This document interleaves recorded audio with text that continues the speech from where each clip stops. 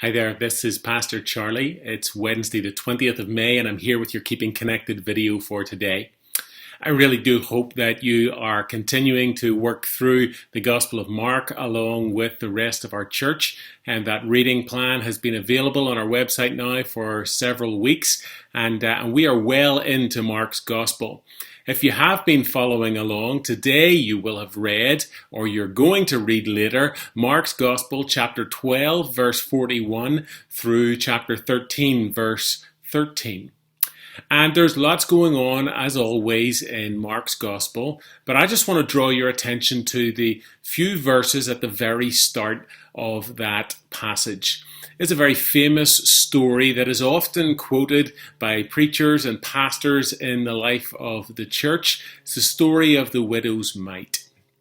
The story is told of how people are bringing their offerings to the treasury at the temple. And some people are bringing large offerings, and some people, like the widow, are bringing small offerings. We are told the story of this woman who brings her 2 copper coins and puts them into the treasury, and Jesus tells us that she is the one who actually gave more than anyone else because she was giving everything that she had. Of course, the natural connection to real life or to preaching a sermon around a topic like this would be to talk about giving and generosity. And there's a time and a place for that. I'm not going to go into that today, but I am going to use that little segue to let you know that in April, our church finances were good.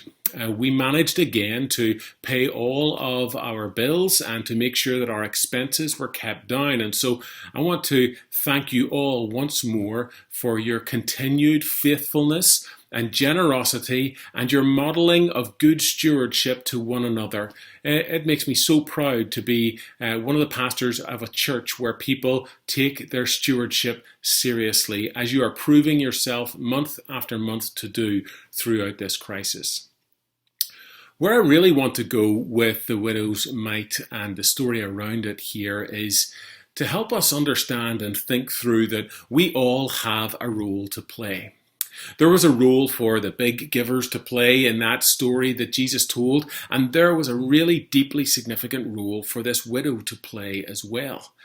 And I think that Jesus, what he was pointing to in this section of Mark's Gospel is that the important thing is that we all play our individual roles. So, in regard to COVID, we've been doing that by washing our hands, by remaining socially distant, by staying at home and being careful when we come out of home.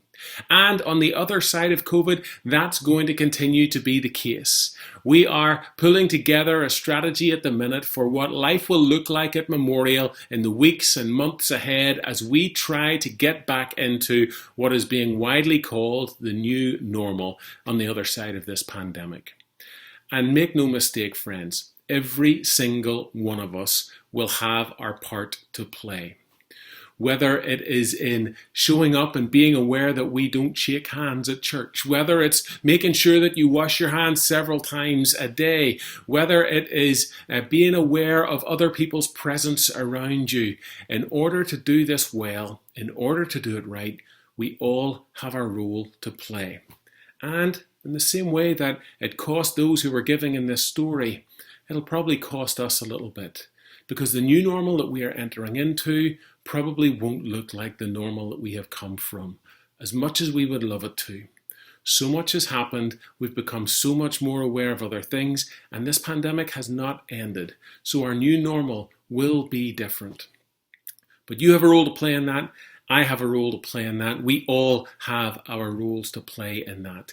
And it's my prayer that we will do that willingly and lovingly and with great care and great wisdom every step of the way.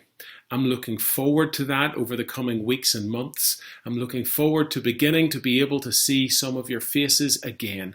It's going to be good to see one another and to connect in the ways that we can in the days and weeks and months ahead.